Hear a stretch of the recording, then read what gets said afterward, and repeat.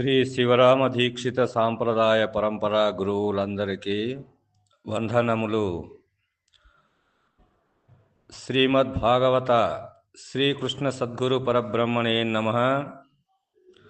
మాతృశ్రీ శారదాంబ సామేత శ్రీ అమలానంద పాటల పండరీనాథ మద్గురువర్యుల పాదపద్మములను హృదయపీఠమున నిలుపుకొని ప్రబోధశుడామణి అను శక్తిద్వయ నిరాసకంభైన శుద్ధ నిర్గుణ తత్వ కందార్థధరువులలో 70వ కందార్థమును మనము గురుమూర్తి కరుణచే మననము చేసుకుంటున్నాము. ఏమంటున్నాడు ఈ కందార్థములో అంటే, ఎరుక జడమజడమీ జగము, ఎరుక జడ అజడము, ఎరుక జడ అజడమీ జగము అరయగ పరిపూర్ణ మేమి అనరానిది. యా ఎరుక జగముల స్థిరములు పరిపూర్ణము శాశ్వత పూది పాటించి కనరా. కావారెంటి పాటివి వినరా. గురుమోకమున వీట్నే నరుడు గుర్చెరుగును, తిరిగి పుట్టడు వాడి ధరపై మునుపటి వాలే పాటించి కనరా. కావారెంటి పాటివి వినరా అని అంటున్నాడు. ఇక్కడ మనకు ఎరుక జడము అజడము ఈ జగము అని అంటున్నాడు. అంటే ఈ ఎరుక అనేటువంటిది ఇది జడముగా ఉంటుంది, అజడముగా కూడా ఉంటుంది. అంటే ఎట్లా అని అన్నప్పుడు మనకు ఈ గుర్తెరిగేటువంటిది ఏది ఇక్కడ అంటే, మన శరీరంలో ఉండి సర్వాన్ని గుర్తెరిగేటువంటిది అది ప్రత్యేగాత్మ రూపంలో ఉంది. కాబట్టి మరి ప్రత్యేగాత్మ అయినటువంటి ఈ జీవునికి కూడా మరి పంచకోశాలు ఉన్నవి అన్నప్పుడు, పంచకోశాలు అంటే అన్నమయ కోశము ఉంటేనే అన్ని కోశాలు ఉంటాయి, అన్నమయ కోశం ఉంటేనే అన్ని కోశాలు ఉంటాయి. కాబట్టి మరి ఈ అన్నమయ కోశము లోపల ఏమున్నాయి అంటే ప్రాణమయ కోశము ఉన్నది. ప్రాణమయ కోశములో ఏమున్నది అని అంటే అందులో మనోమయ కోశము ఉన్నది. మరి మనోమయ కోశములో ఏమున్నదంటే విజ్ఞానమయ కోశం ఉన్నది. విజ్ఞానమయ కోశములో ఏమున్నది అంటే ఆనందమయ కోశం ఉన్నది. ఆ ఆనందమయ కోశమైనటువంటి పంచకోశాలకు మరి సాక్షిగా ఉన్నటువంటి వాడే ప్రత్యేగాత్మ స్వరూపము. అది హిరణ్మయ కోశము అని అన్నారు పెద్దలు. కాబట్టి ఆ హిరణ్మయ కోశమైనటువంటిది సాక్షి స్వరూపమైనటువంటిది, ప్రత్యేగాత్మ స్వరూపమైనటువంటిది అది నేను. కాబట్టి మరి ఆ నేను ఈ సర్వముని గుర్తెరుగుతుంది కదా, సర్వముని తెలుసుకుంటుంది కదా. మరి ఆ విధమునే దీన్ని ఏమన్నారంటే ఇక్కడ మిశ్రపు ఎరుక అని చెప్పి మనకు పెద్దలు నిర్ణయం చేయడం జరిగింది. అంటే నిజ ప్రబోధలో దయానంద పొన్నాల రాజయోగేంద్రుల వారు దీనిని మిశ్రపు ఎరుక అని అన్నాడు. మరి మలినపు ఎరుక అంటే, మరి మలినపు ఎరుక అనేటువంటిది ఏది ఇక్కడ అంటే పంచకోశములకు సాక్షిగా ఉండేటువంటిది అది ప్రత్యేగాత్మ. మరి పంచభూతములకు సాక్షిగా అధిష్టానంగా ఉండేటువంటిది అది పరమాత్మ స్వరూపము. కాబట్టి ఆ పరమాత్మ అనేటువంటిది దాని నుండి ఏమి మరి వచ్చినాయి అంటే ఆత్మయందున ఏకమాకాశము ఉదయించే ఆకాశమందు అనిలంబు అని మనం పంచభూతాలు చెప్పుకున్నాము కదా. మరి అన్నప్పుడు ఈ పంచభూతాలు ఏవైతే ఉన్నావో మరి దీనికి ఈ యొక్క జీవుడు అనేటువంటి ప్రత్యేగాత్మకు అయినటువంటి జీవునికి కోశాలు ఉన్నాయి కదా 5. మరి ఈశ్వరునికి కూడా కోశాలు లేవా అంటే ఉన్నవి. అతనికి ఏది కోశం మరి ఇక్కడ అంటే అతనికి ఈశ్వరునికి ఆ యొక్క ఈ పృథివీ అన్నమయ కోశము, మరి జలము ప్రాణమయ కోశము, మరి మనోమయ కోశము వాయువు, మరి విజ్ఞానమయ కోశము అది అగ్ని, ఆనందమయ కోశము అది ఆకాశము. కాబట్టి ఈ పంచకోశాలకు అధిష్టానంగా ఉండేటువంటి వాడు పరమాత్మ. కాబట్టి ఈ పరమాత్మ మరి ఆకాశము, వాయువు, అగ్ని, జలము, పృథివీ అనేటువంటివి ఇవి ఏమైనా తెలుసుకుంటాయా అంటే ఏమీ తెలుసుకోవు. ఈ పృథివీ ఉంది కదా, ఈ పృథివీ మీద మనం అందరం జీవిస్తున్నాము కదా, మరి మనం చేసేటువంటి పనులైతే ఉన్నవి ఈ పృథివీ ఎరిగి మరి నీకు నేను ఎన్ని సౌకర్యాలు కల్పిస్తుంటే నా మీద నీవు మరి తిరుగాడుతున్నావు, ఇల్లు కట్టుకుంటున్నావు, వ్యవహారం చేసుకుంటున్నావు, సకలం చేసుకుంటున్నావు కదా, మరి నా మీదనే ఉమ్మేస్తావా, నా మీదనే మూత్రం పోతావా, నా మీద దొట్టికి పోతావా అని చెప్పి అది మనం ఏమన్నా మరి హింసిస్తుందా అంటే అది హింసించదు. అది ఉంటే మరి తెలుసుకునేది ఉంటే, దానికి తెలివి ఉండేది ఉంటే, తెలుసుకునే తెలివి దాని లోపల ఉండేది ఉంటే మరి నేను ఎన్ని పనులు చేస్తాను బిడ్డ, నీకు నేను అన్నం పెడతా, నాకు సున్నం పెడతావా అని చెప్పి అది మనకు అది వాత పెడుతుండే కదా. మరి ఆ విధంగా వాత ఏమైనా పెడుతుందా అంటే అది పెట్టదు. ఎందుకంటే అది ఎరగదు దీన్ని. ఎందుకంటే అది అది జడ రూపము. అంటే జడము లోపల చైతన్యము లేదా అంటే ఉంది, కానీ ఎలా ఉంది అంటే దాగి ఉన్నది. కాబట్టి మరి ఒక పంచకోశాలు అనేటువంటివి పరమాత్మకు కూడా ఉన్నాయి కదా. ఈ పంచకోశాల పంచభూతాలతో పరిణామం చెందినటువంటిదంతా కూడా ఈ ప్రపంచము కదా. మరి ఈ ప్రపంచాంతా కూడా చైతన్యవంతంగా ఏది ఉన్నదంటే అక్కడ ఎరక ఉంది. ఆ ఎరక ఏమన్నా తెలుసుకుంటుందంటే అది ఏమి గుడిగా ఏమి తెలుసుకోరు. దాన్ని ఏమన్నారు ఇక్కడ అంటే మనకు పెద్దలు మలినపు ఎరుక అని అన్నారు. కాబట్టి ఆ మలినపు ఎరుక ఏదైతే ఉన్నదో అదేమైనా తెలుసుకుంటుందంటే ఏమీ తెలుసుకోదు. మరి దానితో పరిణమించినటువంటి పంచభూతాలు ఏమైనా తెలుసుకుంటాయంటే తెలుసుకోవు. కాబట్టి దాన్ని ఏమన్నారు ఇక్కడ అంటే మలినపు ఎరుక అని అన్నారు. కాబట్టి ఆ విధంగా ఇక్కడ అది జడ రూపముగా ఉన్నది. ఆ జడ రూపముగా ఇక్కడ మరి చైతన్య రూపకంగా అంటే అది పరమాత్మ చైతన్య రూపము కాదంటే చైతన్య రూపము. ఆ చైతన్య రూపము కానీ అందువరకు తెలుసుకొనుట తెలియజేయుట లేక ఉన్నటువంటిది బ్రహ్మము అని అన్నారు కదా. కానీ మరి అచల ఋషులు మరి ఇది కూడా అదంతా కూడా జడ రూపమే, అజడము జడము అని అన్నారా అంటే అజడము జడము అంటే అది రెండు ద్వంద్వరూపముగా పరిణామం చెంది ఉన్నది ఆ ఎరకనే. కాబట్టి ఆ పరమాత్మనే ద్వంద్వరూపముగా పరిణామిస్తుంది. కాబట్టి జడం అంటే ఇక్కడ మనకు శరీరము. మరి శరీరము అన్నప్పుడు మరి శరీరం అనేటువంటి దాని లోపల చైతన్య రూపకంగా ఉన్నది ఏది ఇక్కడ అంటే అది ఎరుక. కాబట్టి మరి ఈ జడం అనేటువంటిది ఇది జడం అనేటువంటిది ఇది బొమ్మ అయితే అది బొడుసు. అంటే ఇది బొమ్మ బొడుసు రెండు కలిస్తేనే నాణ్యము కదా. మరి ఆ విధంగానే ఉపాధిని విడిచిపెట్టి శరీరిని విడిచిపెట్టి శరీరము ఉన్నదంటే లేదు. కాబట్టి శరీరాన్ని ధరించిందేది అంటే నేననేటువంటి ఎరుకనే ఈ శరీరాన్ని ధరించింది. కాబట్టి మరి ధరించినటువంటి ఈ శరీరము అది జడ రూపకముగా ఉన్నది. కాబట్టి ఎరుక చైతన్య రూపకంగా ఉన్నది. అది గుర్తెరిగే తెలివి రూపముగా ఉన్నది. మరి శరీరాన్ని కూడా అది మరి ఆడిస్తున్నది అదే. కాబట్టి మరి శరీరంతో దాని పనులు చేసుకుంటుంది అది. కాబట్టి శరీరం అనేటువంటిది దానికి అది మనం అంగి అంటాం. ఇక్కడ అంగి అన్నప్పుడు ఈ అంగం అనేటువంటి శరీరానికి తొడుక్కునేటువంటిదే అంగి కదా. మరి అలాంటి అంగిని ఇక్కడ ఏది దొరికింది అంటే అంగం అనేటువంటి దాన్ని ఆ లింగం అనేటువంటి శరీరమే గుర్తెరిగే శరీరానికే ఇది ఆవరణ రూపమై ఉన్నది శరీరము. కాబట్టి అది అంగము. కాబట్టి జగత్తు అనేటువంటిది మరి ఎరుక జడము అజడమీ జగము. మరి అజడ రూపమైనటువంటిది అజడమైనటువంటిది ఇది జగము.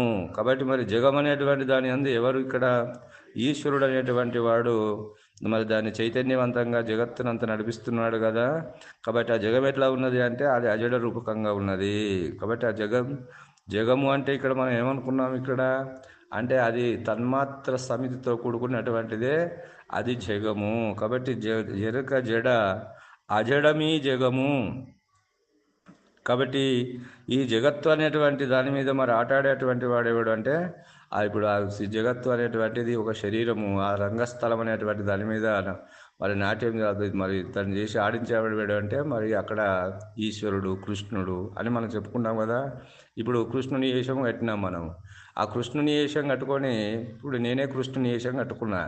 ఆ కృష్ణుని వేషం కట్టుకున్నప్పుడు ఏ రంగస్థలం అంటే జగత్ అనేటువంటి రంగస్థలముపై నేను ఆడుతున్నాను. కాబట్టి ఆడుతున్నటువంటి కృష్ణుని వేషము ఎప్పుడైతే నేను తీసేసినానో మళ్ళీ బయటకు వచ్చినప్పుడు ఆ కృష్ణుడు అని పిలిచినారు కదా అక్కడ. మరి ఇక్కడ ఏమని పిలుస్తారు అంటే సాంబయ్య అని పిలుస్తారు. కాబట్టి ఆ వేషము ఉన్న మరి ఎన్నో వేషాలు వేసినాడు కదా ఎన్టీ రామారావు. అన్ని వేషాలు ఇడిచిపెట్టినట్టు మళ్ళీ ఇడిచిపెట్టి వచ్చినాడా, మరి అవన్నీ ఉంచుకున్నాడా అంటే ఇలాంటి శరీరాలని అది ఎన్నో ఎత్తుతుంది ఆ ఎరుక అనేటువంటిది. కాబట్టి ఆ జగం అనేటువంటిది ఈ రెండు కూడా అది జడ రూపంగా ఉంటుంది, అజడ రూపకంగా ఉంటుంది. కాబట్టి మరుపు రూపకంగా ఉంటుంది. జడ రూపం అంటే మరుపు రూపము, అజడ రూపం అంటే అది చైతన్య రూపము. కాబట్టి అది ఈశ్వర రూపంలో ఉంటుంది, జీవుని రూపంలో కూడా ద్వంద్వరూపకంగా తానే పరమాత్మనే ఉంటున్నాడు. కాబట్టి మరి జడములు రెండు కూడా ఏకస్వరూపమే అని చెప్పి అచల ఋషులు నిర్ణయం చేసినారు. కాబట్టి మరి అందువరకు భావతకృష్ణ దేశకేంద్రుల వారు కూడా అదే అంటున్నాడు, ఎరుక జడము, అది జడమైనటువంటిది ఎరుక ఒకటి, మరి అజడ రూపంగా ఉన్నటువంటి చైతన్యము కూడా ఇది రెండు రకాలుగా ఉన్నది. కాబట్టి ఇది జడ రూపకంగా ఉన్నది, అజడ రూపకంగా ఉన్నది. కాబట్టి జడమనేటువంటి శరీరం అనేటువంటి దాని లోపల చైతన్యం అంతా జడ రూపం అనేటువంటిది ఇక్కడ మరుపు, మరి అజడం అనేటువంటి ఈశ్వరుడు అది ఎరుక అనేటువంటిది అది మరి ఎరుక మరుపు. కాబట్టి ఎరుక మరుపులు రెండు వేరున్నాయా? జ్ఞానం అజ్ఞానం అంటే ఒకటే వస్తువు రెండు రకాలుగా ఇక్కడ ద్వంద్వరూపకంగా మనకు వ్యవహారం కనబడుతుంది. కాబట్టి మరి ఈ విధముగా మరి ఈ జగము మరి ఎరుక జడము అజడం ఈ జగము అరయగ పరిపూర్ణమేమి అనరానిది. అంటే ఇది పరిపూర్ణము అనేటువంటిది ఈ జగమును గుర్తు ఎరగదు, జడమును గుర్తు ఎరగదు, అజడమును గుర్తు ఎరగదు, ఎరుకను కూడా అది ఎరగదు. పరిపూర్ణము ఏమీ అనరానిది. కాబట్టి ఇదేమని అంటుందా అంటే మరి ఎరుక జడమును ఎరుగుతుంది, అజడమును ఎరుగుతుంది, అన్నిటిని ఎరుగుతుంది ఇది. కాబట్టి ఈ ఎరుక జడ రూపకంగా ఉన్నది, అజడ రూపకంగా ఉన్నది, జగ రూపకంగా ఉన్నది, జగధిష్టానంగ రూపకంగా కూడా తానే ఉన్నది. కాబట్టి మరి ఆ విధంగా ఇన్ని మార్పులు ఆ పరిపూర్ణం ఏమైనా చెందుతుంది అంటే చెందదు. మార్పు చెందేది ఇక్కడ ఏది అంటే ఈ ఎరుకనే మార్పు చెందుతుంది, జడముగా మార్పు చెందుతుంది, అజడముగా మార్పు చెందుతుంది, జగముగా మార్పు చెందుతుంది, ఆ జగ అధిష్టానంగా కూడా తానే ఉంటుంది. కాబట్టి పరిపూర్ణమేమి అనరానిది. కాబట్టి మరి ఇట్లాంటి మార్పు చెందే లక్షణము దానికి లేదు. కాబట్టి అది జడము కాదు, అజడము కాదు, జగము కాదు, మరి ఎరుక కూడా కాదు. కాబట్టి పరిపూర్ణ మేమి అనరానిది. యా ఎరుక జగములు అస్థిరములు, యా ఎరుక జగములు అస్థిరములు అంటున్నాడు ఇక్కడ. కాబట్టి మరి ఎరుక ఈ యొక్క జగము, ఈ జడము, ఈ అజడము ఇవన్నీ కూడా అస్థిరములైనటువంటివి, అంటే శాశ్వతము కానటువంటివి, అస్థిరములైనటువంటివి. కాబట్టి ఈ ఎరుక జగముల అస్థిరములు పరిపూర్ణము శాశ్వత పూది పాటించి కనరా. పరిపూర్ణము ఇది అస్థిరము కాదు, ఇది స్థిరము. కాబట్టి ఇది అశాశ్వతమైనటువంటిది.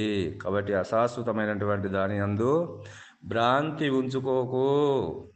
దేని యందు భ్రాంతి ఉంచుకోవద్దు అంటే ఈ జగము యందు కానీ, జడస్వరూపమైనటువంటి వస్తువుల యందు కానీ, అజడ రూపమైనటువంటి వస్తువుల యందు కానీ, ఈ చైతన్యమైనటువంటి ఎరుక యందు కానీ భ్రాంతిని నిలుపకు. ఒకవేళ ఆ భ్రాంతి నిలిపినట్లయితే మరి నీకు బంధము తప్పదు. ఎందుకంటే ఇప్పుడు ఈ దొంగతనం చేసినటువంటి వాడు జైలుకు పోతాడు, అంతకుడైనా దొంగతనం చేసినటువంటి వాడైనా జైలుకు పోతాడు కదా. జైలుకు పోయినప్పుడు వాళ్ళు కొన్ని రోజుల తర్వాత ఈ గాంధీ జయంతి రోజు మరి వాళ్ళని విడిచిపెడతారు. అంటే ముక్తి అనేటువంటిది మోక్షము. అంటే ఇప్పుడు బంధం ఎక్కడ అంటే ఆ ఒక జైలు నుంచి వాడు విడుదలైతేనే మరి బంధము. కాబట్టి ముక్తి మోక్షం అంటే కూడా విడుదల.